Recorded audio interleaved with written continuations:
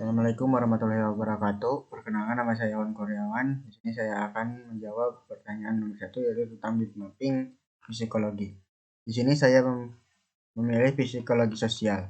Yaitu pengertian psikologi sosial adalah ilmu pengetahuan yang mempelajari pengalaman dan tingkah laku manusia dalam kaitannya dengan situasi-situasi perangsang sosial. Di sini juga ada para ahli yang mengemukakan tentang psikologi sosial, di antaranya Humbert Bernard Shaw, Kimball Jung, Shrip bersaudara, Gordon W. Alford, Joseph M.C. Grant, Sol, dan Bedkamp. Konsep dasar psikologi. Konsep dasar psikologi yaitu emosi terhadap objek sosial atau pengaruh lingkungan di sekitar seorang. Perhatian, minat, kemauan, motivasi, kecerdasan dalam menghadapi persoalan sosial.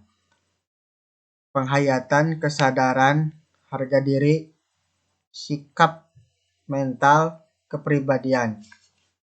Ini juga ada teori psikologi sosial, yaitu penguatan berdasarkan pendekatan dari lingkungannya. Pendekatan dalam psikologi sosial, naluri manusia yang sudah ada sejak lahir tidak dapat berubah.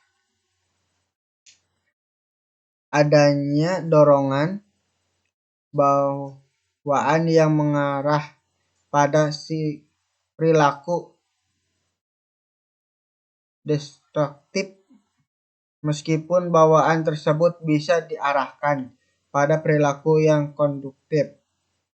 Ada juga pendekatan biologis, belajar, insentif, dan kognitif.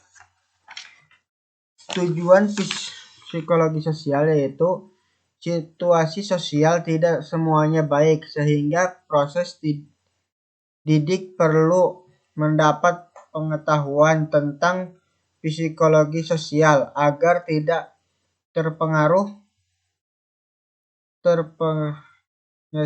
oleh situasi sosial yang tidak baik tersebut.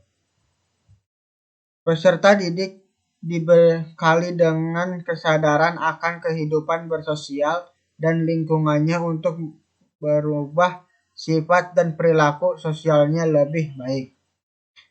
Manfaat psikologi sosial sebagai pedoman masyarakat dalam mengelola perbedaan antara individu dalam masyarakat, dan juga menjadikan perbedaan itu sebagai pemerkuat hubungan sosial dalam masyarakat untuk mencapai tujuan bersama. Memberikan gambaran kepada manusia tentang bagaimana menjalin hubungan yang ideal antara sesama manusia sebagai makhluk sosial. Untuk jawaban kedua, yaitu saya lebih memilih motivasi.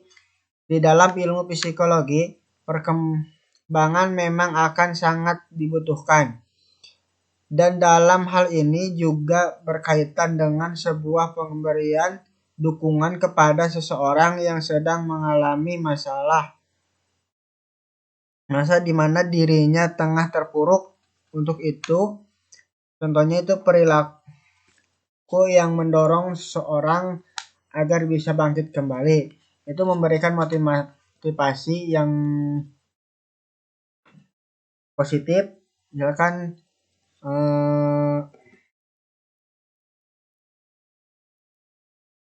jangan terlalu mengeluh, karena kalau tidak bisa yang itu masih bisa melakukan hal yang lain.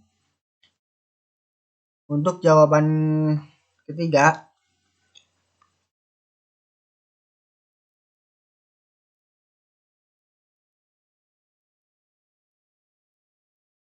terbentuknya kepribadian seseorang sebagai akibat konflik mendasar dan abadi antara individu dan masyarakat. Jiwa seseorang terdiri atas 3 bagian, yaitu id, superego, ego. Id adalah pusat nafsu dan dorongan dengan bersifat naluri, sosial, dan rakus. Superego adalah jalinan antara cita-cita dan nilai sosial yang dipahami seseorang sehingga membentuk hati nurani yang positif. Ego adalah bagian dari bersifat sadar atau rasional sehingga mampu mengendalikan konflik antara superego dan id.